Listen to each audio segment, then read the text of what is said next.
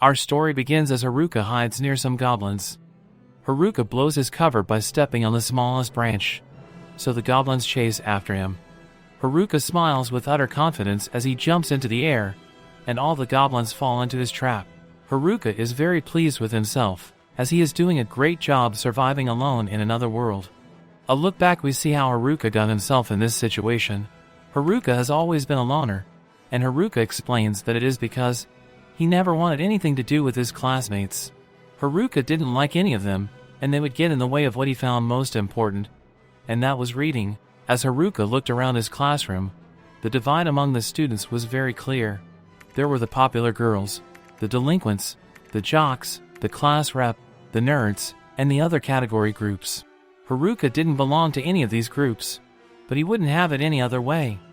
This was when a magic circle appeared out of nowhere.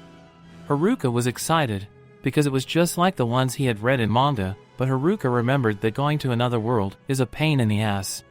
The heroes in the manga always ended up having to be around a bunch of people, but that sounded like torture to Haruka.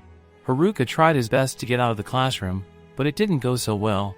All the other students panicked as the magic circle expanded, but Haruka cleverly escaped through an air vent.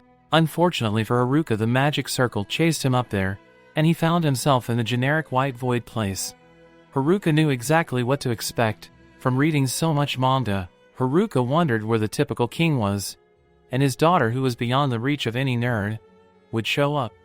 Some old man frantically signaled to him, so Haruka realized that this man was some sort of god. It turns out that the teleporting was first come first serve, so Haruka's classmates were teleported already, and Haruka was left behind.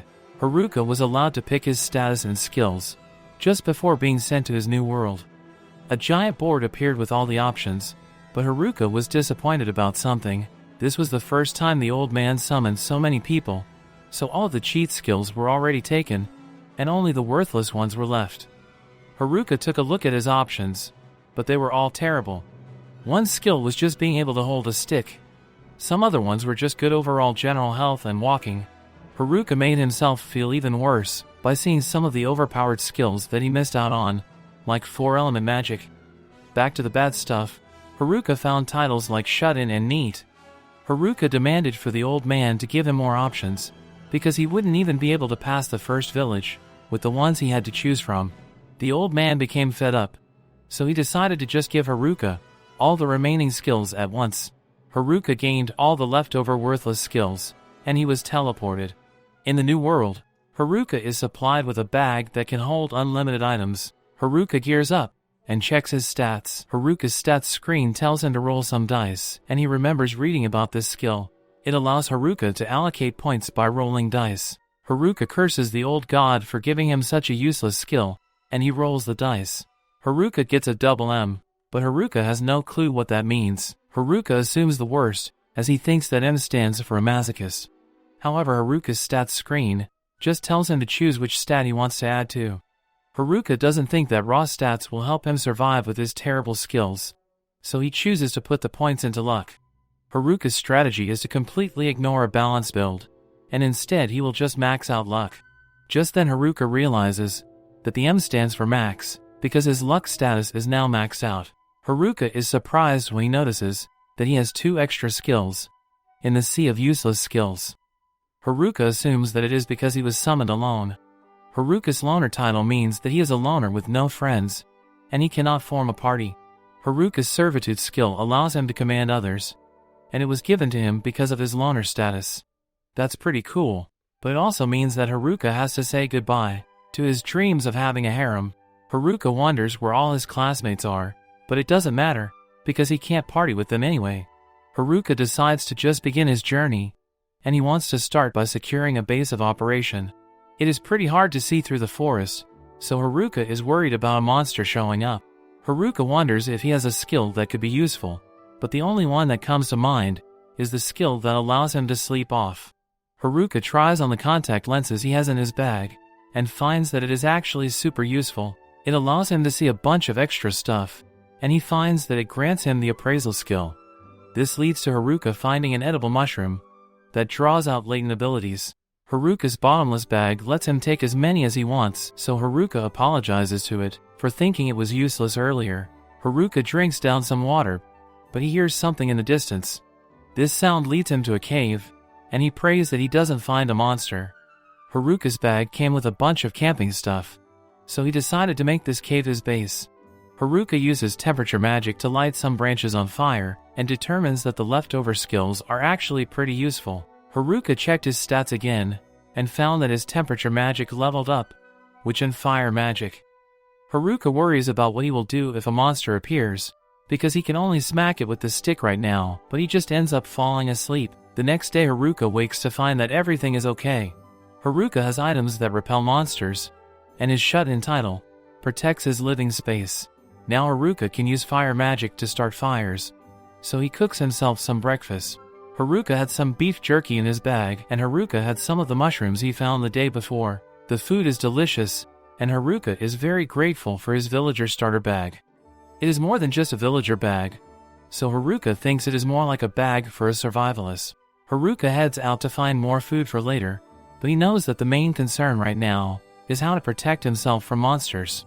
Just then Haruka finds the last thing he wants to see: 2 goblins.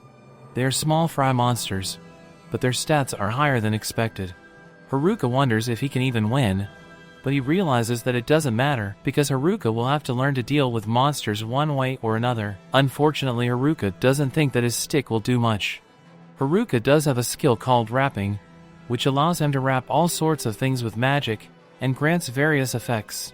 This seems to make his stick stronger, so Haruka is determined to surpass everyone, even without any cheating skills.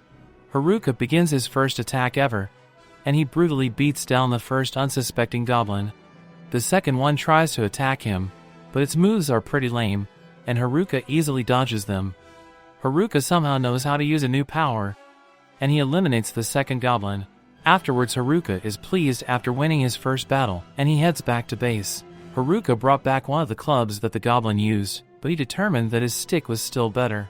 Haruka is excited to find that he leveled up, and all his stats more than doubled.